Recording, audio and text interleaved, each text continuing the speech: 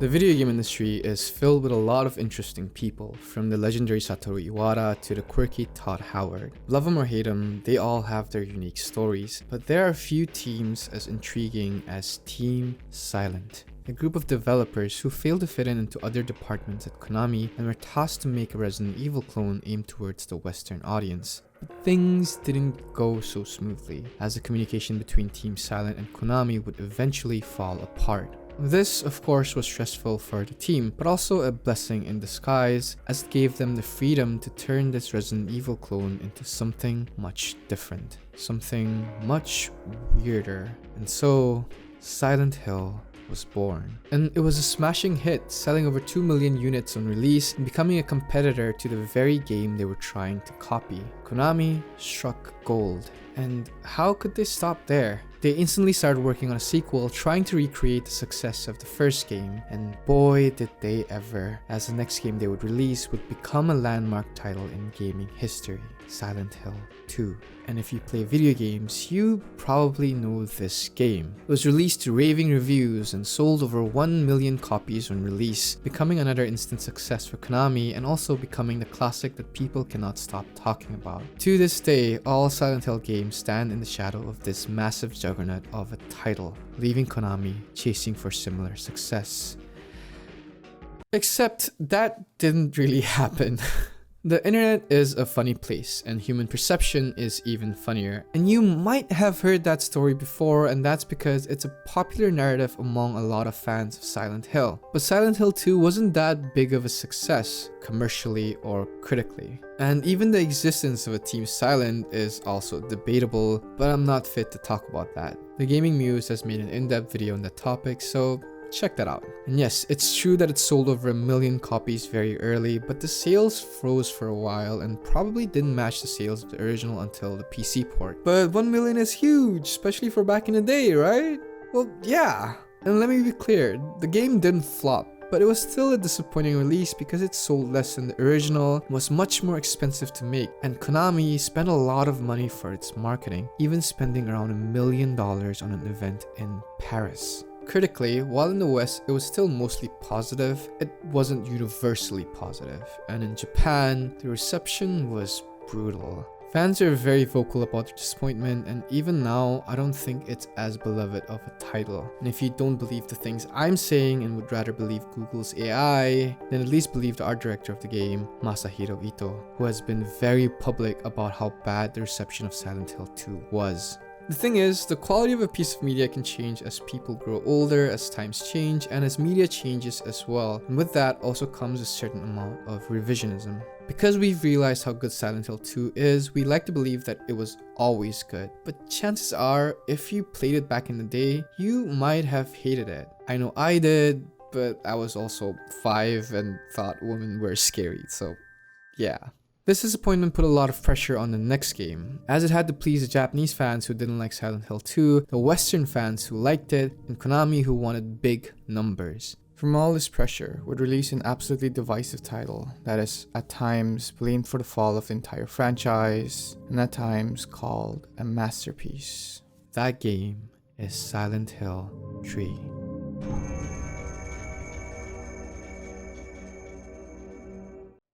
After the disappointment of 2, Konami panicked and wanted Silent Hill 3 to be a real shooter, and a large amount of time and money was spent on that project. Until it was cancelled, the developers were finally allowed to work on a real sequel. Multiple concepts were brought up and rejected, and one of the developers even talked about how they had the darkest story ever but had to shelf it for a future game. This was probably done to please the Japanese audience, as the biggest criticism for Silent Hill 2 was that it wasn't a direct sequel to the first game. All this rehashing of ideas meant that the game we would get would face major issues. The official development timeframe of Silent Hill 3 is 18 months, but barely none of them were used to develop the actual game. But what is that game really like? Well, let's talk about it.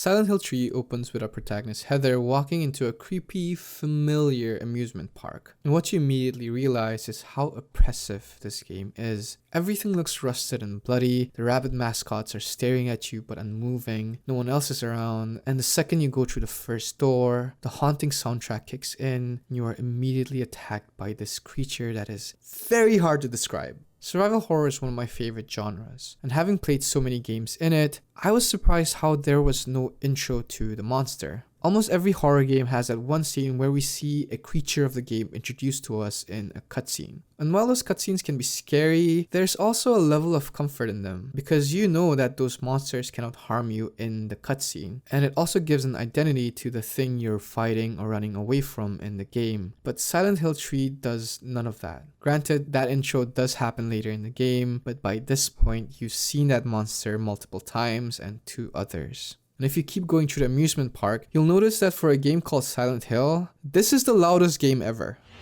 Oh my gosh, what is that? Oh, is this how we're starting, really? Where am I? Loud Hills? Good one, Numster. From one room to another, there is not a single moment of rest until there is, and you wish there wasn't. Going from the loudest area ever to a completely silent one is jarring. Something doesn't feel right until you start walking on the roller coaster tracks and your own footsteps start creeping you out and you start hearing this.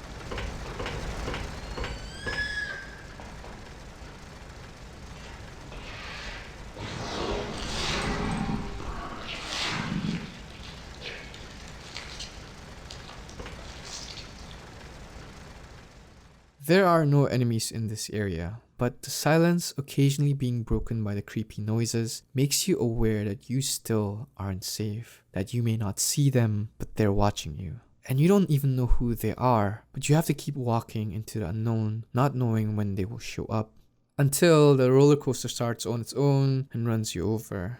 But it was all just a dream, and Heather wakes up at a Happy Burger, illuminated by bright red sunlight, confused at the weird dream. The color red foreshadowing what's to come, but for now, there's a moment of relief as this song plays.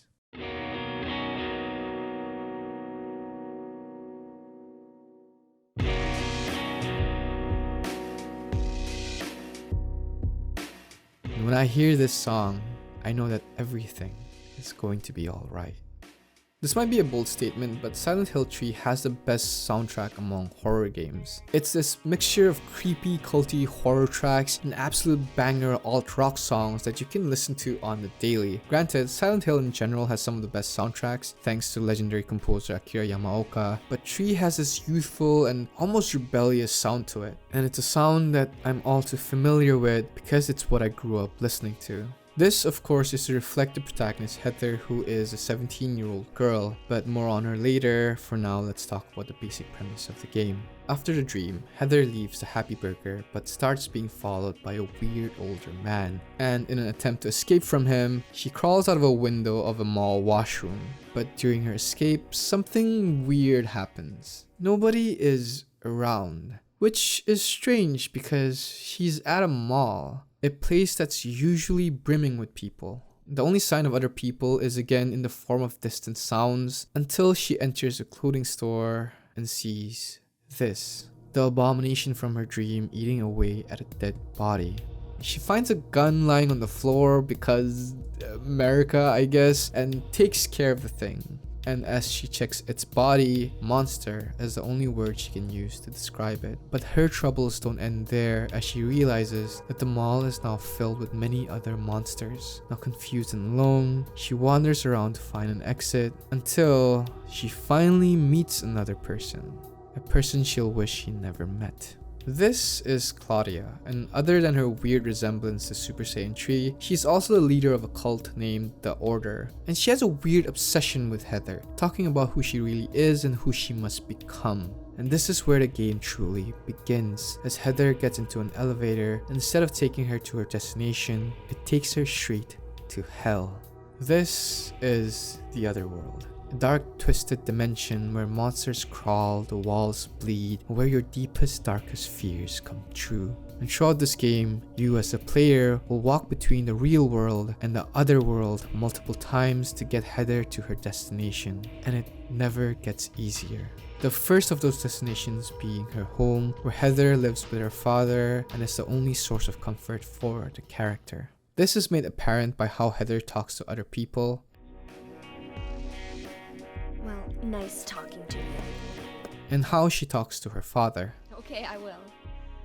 I love you too, Dad.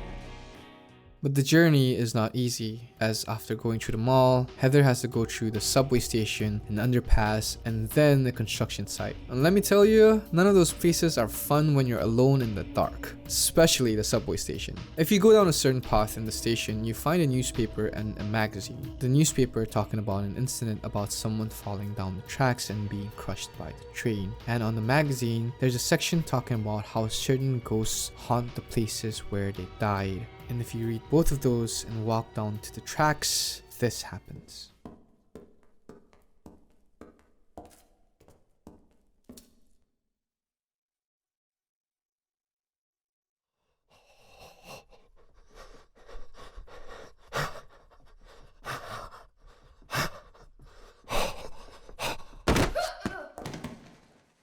Up to this point, this was probably the most uncomfortable moment for me, which is funny to think about because just before this, I had to fight a giant penis worm.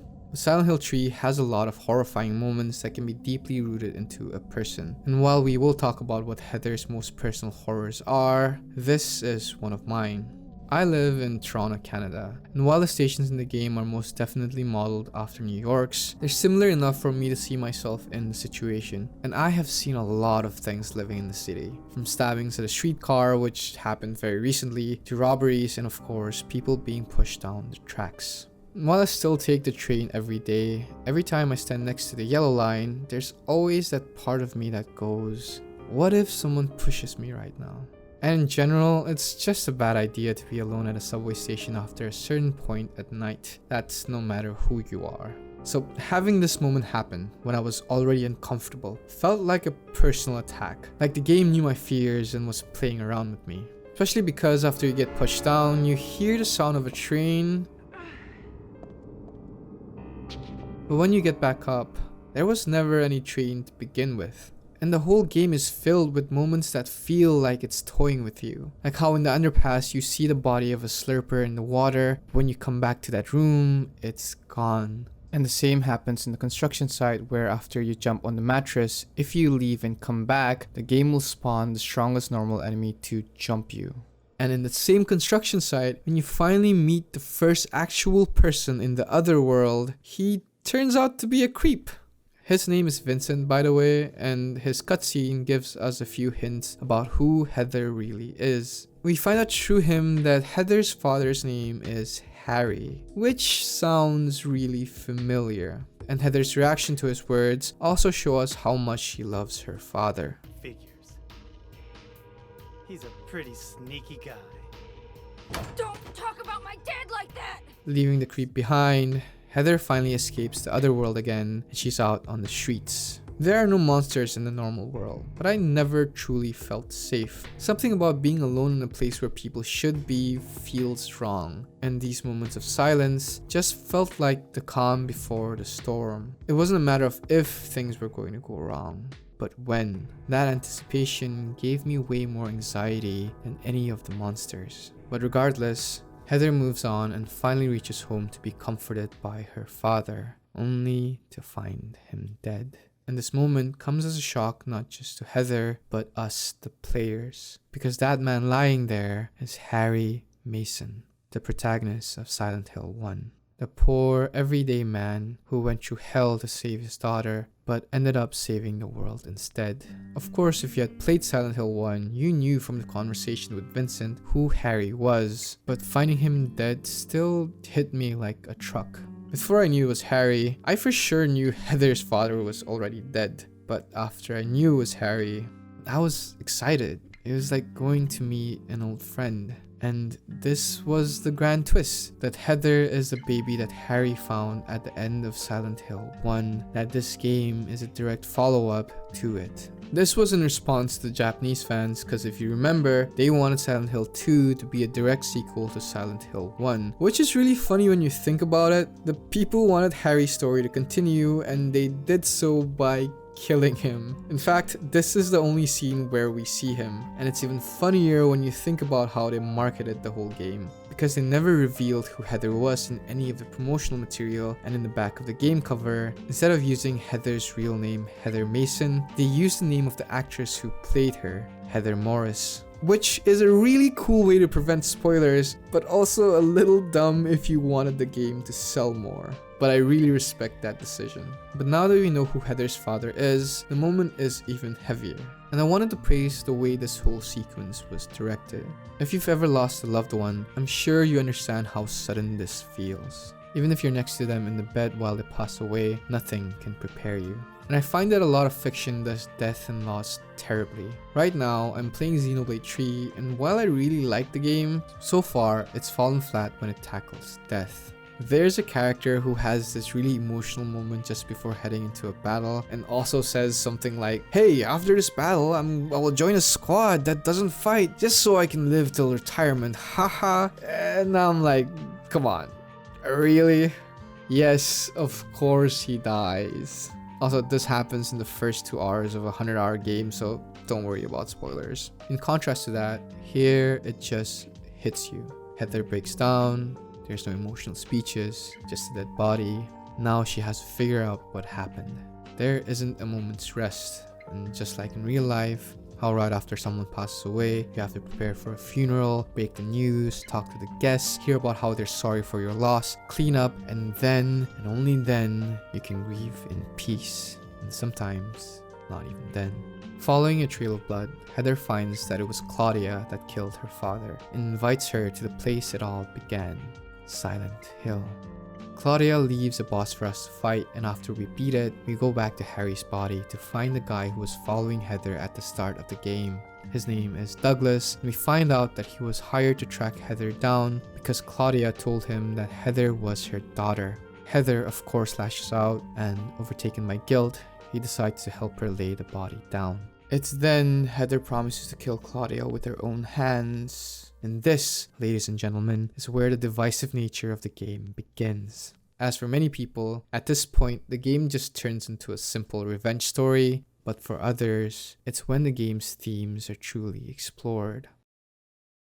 Now, before diving more into the actual game, let's take a break and talk about some of the criticisms about this game that I don't fully agree with. One of the biggest issues people have with this game is that it isn't Silent Hill 2, which is funny because the biggest issue people had with Silent Hill 2 was that it wasn't Silent Hill 1. I find that to be a bit unfair because you aren't judging a game by its own merits. Another criticism that I don't really understand is when people say it's too combat focused and that Silent Hill shouldn't have good combat. But my friend, where's the combat focus? The enemies don't drop anything. Most of the time your melee weapons don't hit for some reason. There are only a limited amount of bullets, and choosing to fight enemies only increases your chances of dying. Yes, you can kill all the enemies if you want, but you could do that in all the other games. This criticism is again in comparison to Silent Hill 2. But saying that Silent Hill 2's combat being bad is a representation of how James Sunderland is just a regular guy never made sense to me. Because yes, we humans overestimate our strengths a lot of the time, but in this case, I think you're underestimating how dangerous a man with a metal pipe is. The regular monsters of Silent Hill aren't super strong. In fact, they very much operate like humans and animals. It's even hinted by Vincent that the enemies we kill might just be regular people. While that may not be 100% true, it's not 100% false either. So a man of James's size should realistically be able to one-shot most of these enemies with a metal pipe. Sure, it might not kill them, but they won't be moving for a while. And also, guns. Silent Hill 2's combat is actually the most video gamey part about it for me. Like how in Final Fantasy 16, it takes 20 slashes from a sword for me to kill a regular human, but in reality it would take maybe 2. And there's nothing wrong with video gamey combat. I love video games. But 3 making that same combat feel much smoother should be seen as an improvement, not a downgrade. By the way, I say smoother compared to 1 and 2, but this shit is still janky. Her getting a katana in a mall is really funny though. Although the biggest criticism of them all is when people say that Silent Hill 3 isn't introspective enough, that it didn't evolve and build upon the other games and instead turned the franchise into a much simpler horror series than what it used to be. And I have a lot to say about that. But I want to warn you by saying that I'm going to talk about a lot of uncomfortable topics, and if any of these topics trigger you, you should click away. Okay, disclaimer, done. So going back to the story. Douglas is now driving Heather to Silent Hill, and it's heartbreaking to hear what Heather has to say about her father. And if you observe the sofa where Harry's dead body was just before you leave, it's even worse. But something else is also happening. Heather is starting to remember some strange stories. Stories she was never a part of. But for us to understand those stories and Heather's true identity, we have to go back to Silent Hill 1.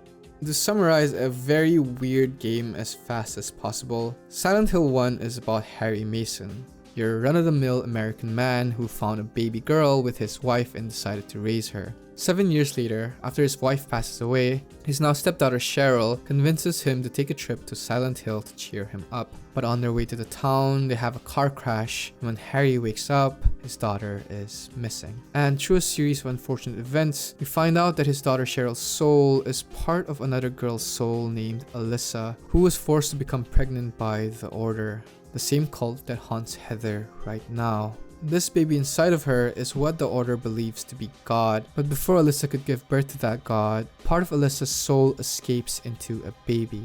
And that baby was raised by Harry and his wife for 7 years before eventually it was called back to Alyssa to become whole again. And unfortunately, they do become whole, leading to Alyssa forcefully giving birth to this god, and Harry, now unable to save his daughter, ends up saving all of humanity instead by killing this god. And following its death, a projection of Alyssa appears before Harry, handing him a newborn baby. That baby now having both the souls of Alyssa and Cheryl. Confused, he decides to take the baby and raise her, and of course that baby is now Heather. And the reason why the Order is after her again is because they want Heather to do what Alyssa did all those years ago, give birth to a god. And Claudia killed Harry as revenge for what he did, and also to fuel Heather with hatred, a hatred that feeds the god that's already inside of her.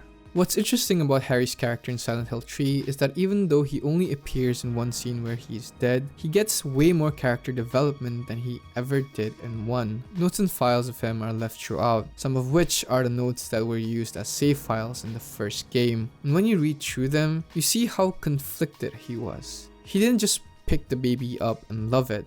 There were moments when he wanted to kill the baby, fearing that this baby would grow up to become that demon again, and even if it didn't, what if it grew up to become Alyssa, the girl that took his daughter from him? Sure, it wasn't her fault, but could you blame a man who lost his daughter for being angry? And could he even love this new baby? These are hard questions. Questions he had to face, and even after going through all of that, he decided to raise her and learned to love her. Learning more about this as the game goes on after his death makes you understand this old beloved character even more and makes his death even sadder, much like in real life when the grief hits you with a wave of memories. As for Heather, she is a reincarnation of Alyssa, the girl who was forcefully impregnated by her own mother and never got to live. Always under surveillance, surrounded by crazy people, a drug-addicted nurse, and always sickly with multiple bodily issues. I cannot think of many things you can do to someone that's worse than forcing a child on them without their consent. For many women, this is the worst thing that can happen to them.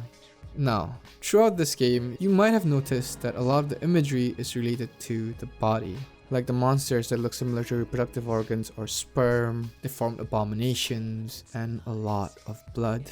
And while the imagery till now was simply related to a teenage girl's fears of adulthood and a representation of how they view their own bodies, which it still is, after finding out that Heather is Alyssa's reincarnation, the truth is much deeper and darker, and the imagery only gets worse.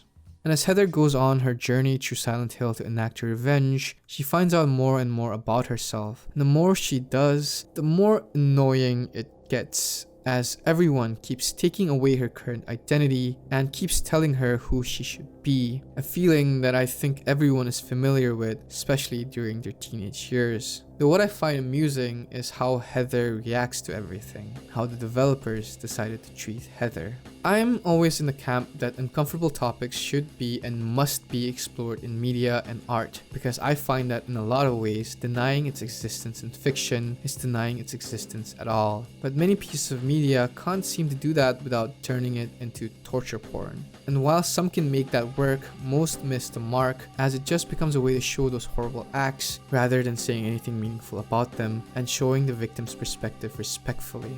Silent Hill 3 explores a lot of uncomfortable topics, but never finds the need to absolutely destroy Heather and making this horror game even more miserable to play.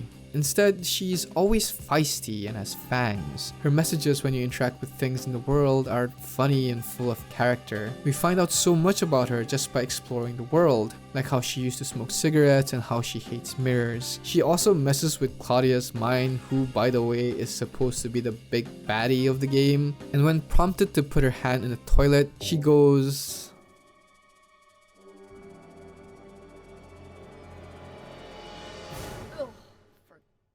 Get it.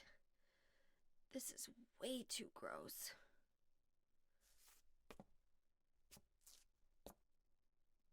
Who would even think of doing something so disgusting? Yeah, who indeed?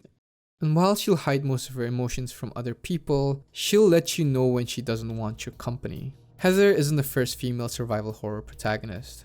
I would even argue that survival horror as a genre was built upon female protagonists, but most of them don't make use of that perspective well, instead choosing to write those women as action film or anime characters. And while I see nothing wrong with that, Silent Hill 3 is different. Heather is a mixture of a film character and a very convincing person. Outside of being a teenage girl, Heather is also a pretty lonely but headstrong character. At the start of the game, she's alone in a mall, and there's never any mention of friends. And besides her father, she approaches everyone with a level of angst. And I like the fact that she's still very loving towards Harry, as it stops her from feeling one-dimensional. You'll also notice how she knows how to deal with things. When she's being followed by Douglas at the start, she immediately takes charge and escapes from the window, showing us that she has an idea of what to do, and that's probably because she's been through this before.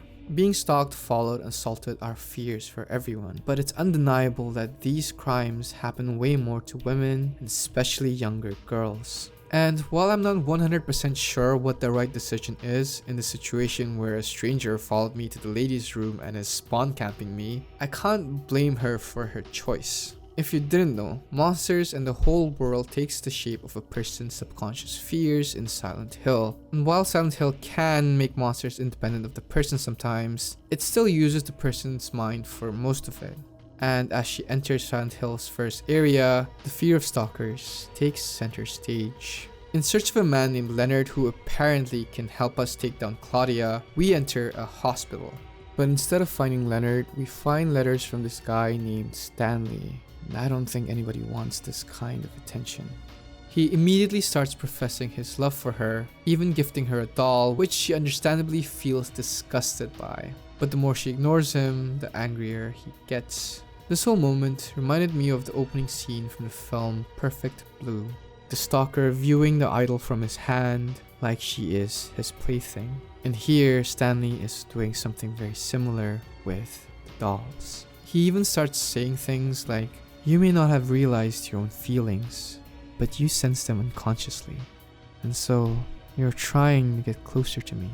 The worst part is, you never see Stanley, but you know he's watching you. So every piece of background sound, every thump, every footstep, every breath becomes his in your mind. I started this game at a funny time a month ago when I was working on a documentary television show as an intern. And while I don't know how much I can talk about that show, I will say that it was a show about stalkers. And it was not a fun time looking into these deranged losers. But what was crazy was how similar these letters were to all the messages the real-life stalkers would send to their victims. Many of them believing that the victims are in love with them and just don't know it yet. This is a game that came out in 2003. The cases I was working on were recent, which is either a sign of a game being truly ahead of its time or a sign that maybe we haven't done enough to stop stalking. What shocked me even more was how Stanley felt entitled to Heather, all because he was putting all this effort to impress her, but never waited a moment to wonder if she even wanted that attention. And as the slow crawl through the hospital went on, the thing I started fearing the most wasn't monsters or demons, but Stanley. A man who probably looks way less threatening than he actually is. But the thing is, you never meet Stanley. The guy named Leonard ends up taking care of him. And if you stand next to the body with 7 carved on it, you'll hear someone choking to death. That is Stanley. Hooray, right? We finally have an ally that can help us. Except we don't.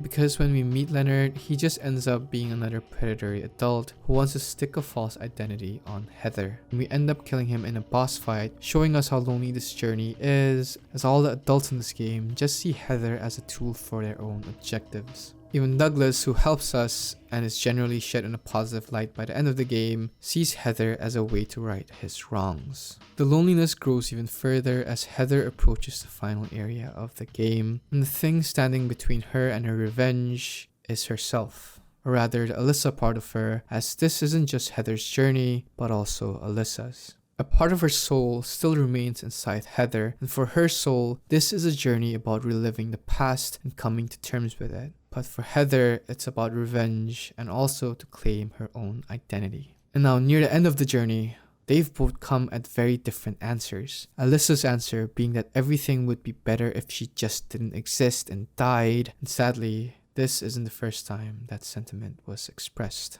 This turns into a boss fight where we fight other Heathers who are manifestations of Alyssa's desires. I relate to this battle of identity a lot. The world is ever changing and can be cruel. It won't stop telling you who to be and how to feel. And especially when you're 17 at the doorsteps of adulthood, it can be really hard to know who you truly are and what you really think. They always say it's just a phase because we do go through a lot of phases. But what a lot of people don't understand is that those phases are important for self-discovery. And many times at that age, we are our own enemies.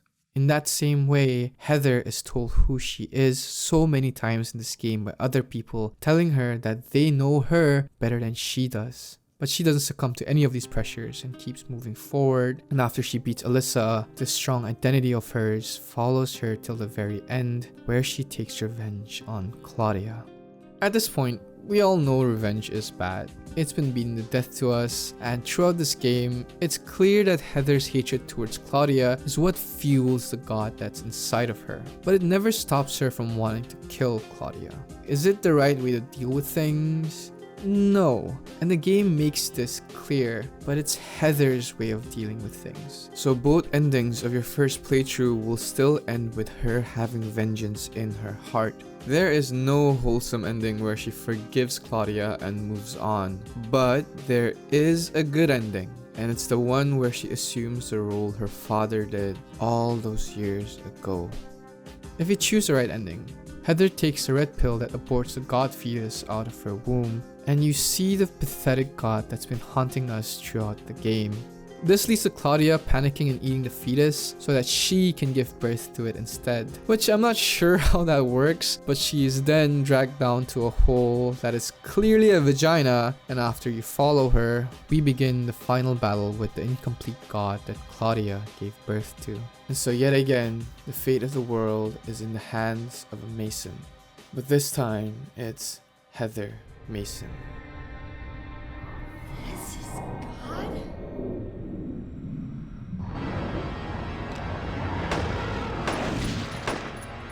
The sad part is, even after you beat it, there is this slow realization that it's finally over, but nothing is fixed. Revenge won't bring back Harry. It won't undo all the things she had to go through. It's just over. The only thing it does is finally give her a moment to grieve.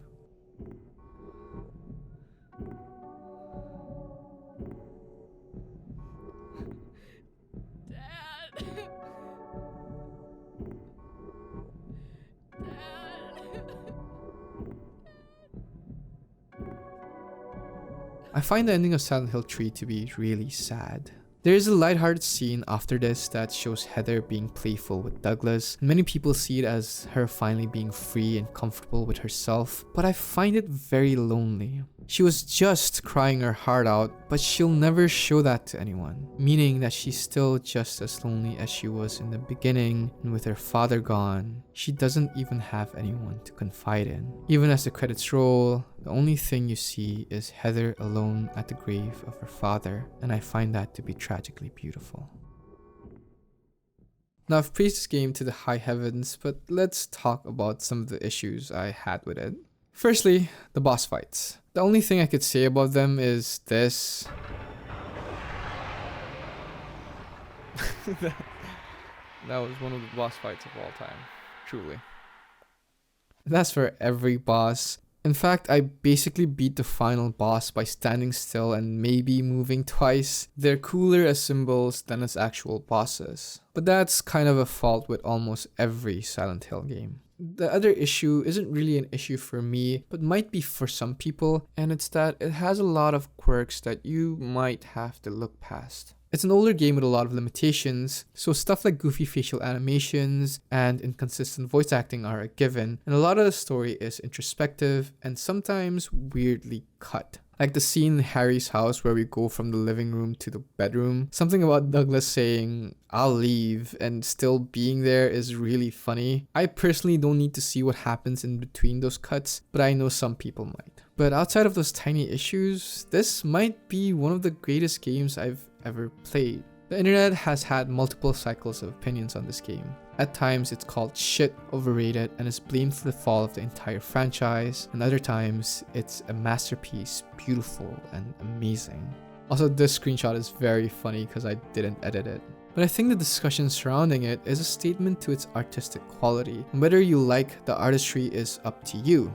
But having played it, I find the claims of this game being shallow completely false. And this video only scratches the surface of what this game has to offer. I intentionally avoided a lot of details and didn't talk about any of the puzzles because I want people to experience this game on their own. And the best thing about this game is that it can be a lot of things. It can be a scary horror game, but turn off the tank controls and it turns into an action game. It can be a fun classic cult story, but if you look close enough, it can be an allegory for something much deeper. So why the middling reception and sales if it's that good?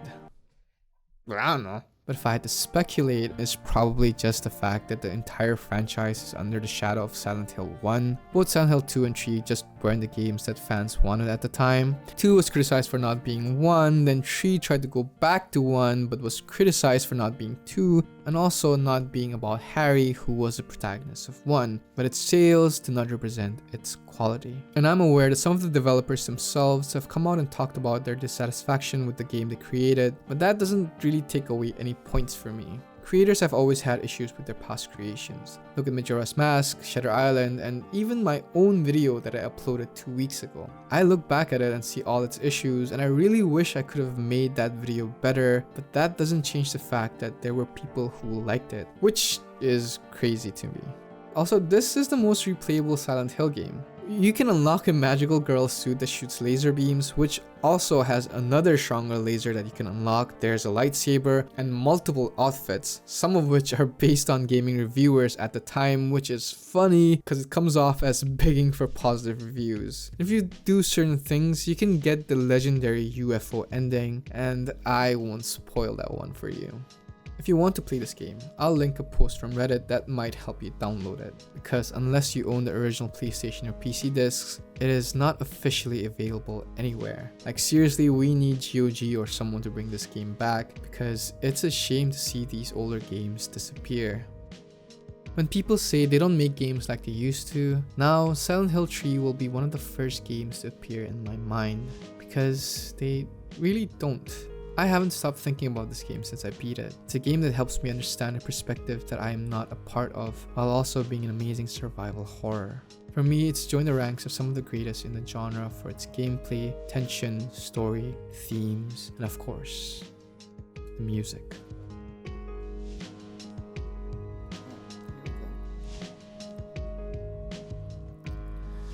Want a cup that overflows with love, although it's not enough to fill my heart.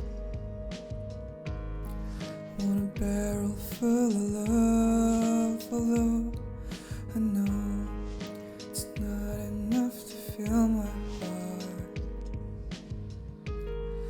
I need a river full of love, although I know the holes will still remain. Need an ocean full of love, although I know the holes will still remain.